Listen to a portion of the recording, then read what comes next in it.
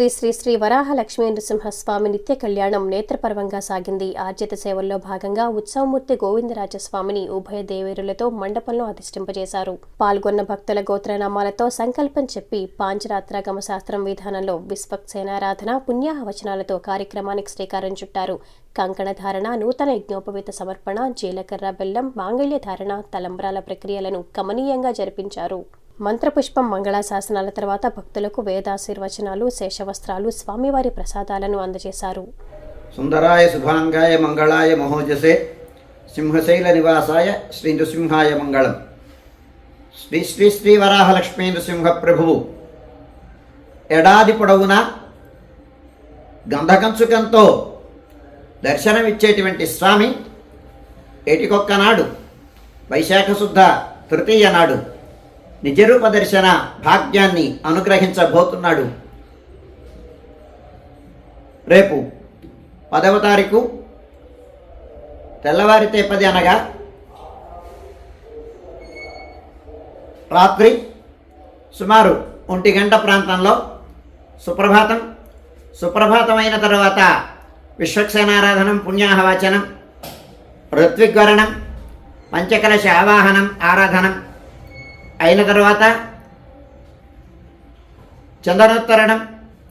చందనోత్తరణమైన తర్వాత స్వామికి విశేషమైనటువంటి పంచ అమృత అభిషేకం, పంచకలశ అభిషేకం, స్నపన తిరుమంజనం, అదైన తర్వాత విశేష ఆరాధనం, అలంకారం, ఆరాధనం అయిన తర్వాత సేవాకాలం, నివేదనం, మంగళ నీరాజనం అయిన తర్వాత సుమారు 4 గంటల ప్రాంతంలో ఆనువంశిక ధర్మకర్తలు, పుసపాటి రాజాన్వవాయులు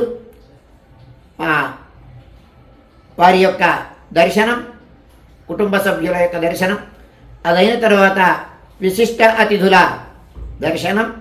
దీనితో సమాంతరంగా సామాన్య భక్తులందరికీ దర్శనం కల్పించబడుతుంది 4 గంటల ప్రాంతంలో.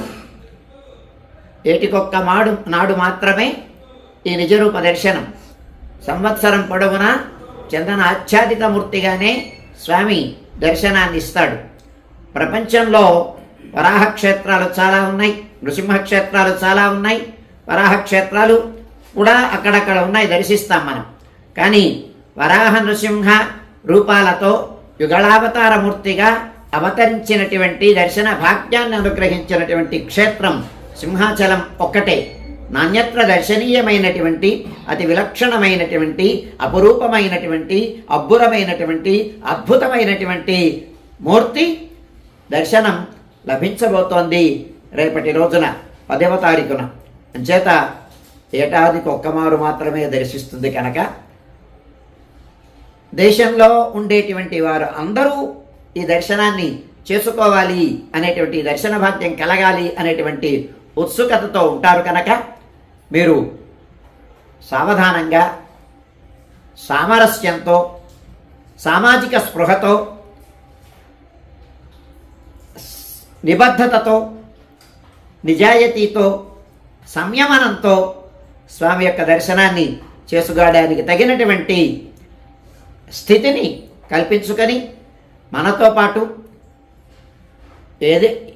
శాస్త్రం ఏం చెప్తోందంటే ఏకస్వాదున భుంజీత అని. మధురమైనటువంటి అనుభూతుల్ని కానీ, మధురమైన పదార్థాలను కానీ ఏ ఒక్కరూ అనుభవించకూడదు, కలిసి అనుభవించాలి. అలాగే భగవంతుని యొక్క దర్శనం కూడా అద్భుతమైన దర్శనం, నవనవోన్మేషమైనటువంటి దర్శనం. ఇవాళ చూస్తే మళ్ళీ రేపు కూడా చూడాలి అనిపించేటువంటి ఆ భువన మోహనమైనటువంటి మూర్తి దర్శనం. అందుచేత ఈ దర్శనం మనతో పాటు ఇంకొక 10 మంది దర్శించి తృప్తి పడేటట్టుగా ఆనందించేటువంటి సౌభాగ్యాన్ని వారికి కూడా కలిగిద్దాం. అంచేత త్వరితగతిని స్వామిని సేవిద్దాం. క్షణమాత్రం స్వామిని సేవించిన ఆ దర్శనం కలిగిన జన్మ చరితార్థం అవుతుంది.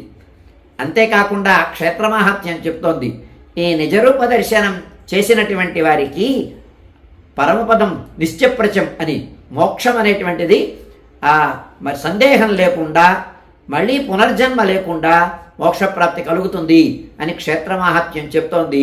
అందుచేత ఈ అవకాశం అందరికీ ఇద్దాం, అందరితో కలిసి సేవిద్దాం. క్షణకాలంలో స్వామిని సేవించేటువంటి సంతృప్తిని పొందుదాం. పొంది వివిధమైనటువంటి అంటే వీలైనంత ఎక్కువ మంది స్వామిని సేవించి స్వామితో పాటు మనతో పాటు మోక్షాన్ని పొందడానికి అందరి